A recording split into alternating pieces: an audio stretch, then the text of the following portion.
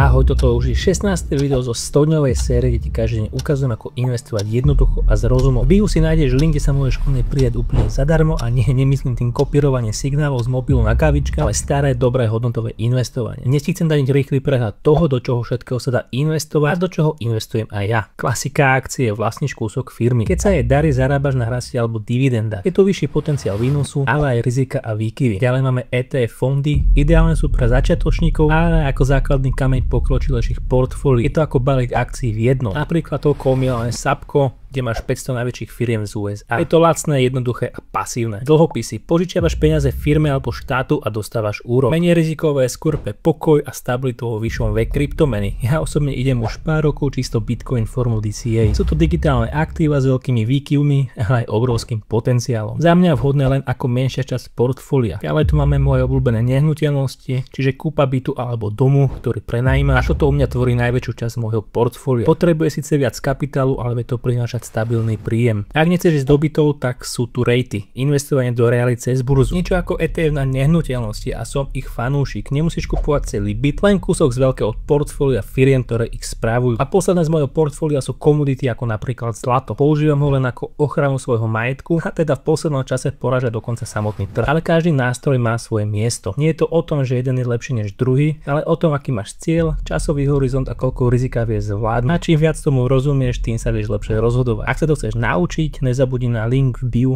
kde si to všetko nájdeš úplne zadarmo. Toto je 16. video zo 100. Zajtra ti vysvetlím rozdiel medzi aktívnym a pasívnym investovaním a prečo pasívne dáva zmysel pre väčšinu ľudí. Sleduj túto sériu ďalej a daj odber, aby ti nič neušlo. Dík za podporu a čau.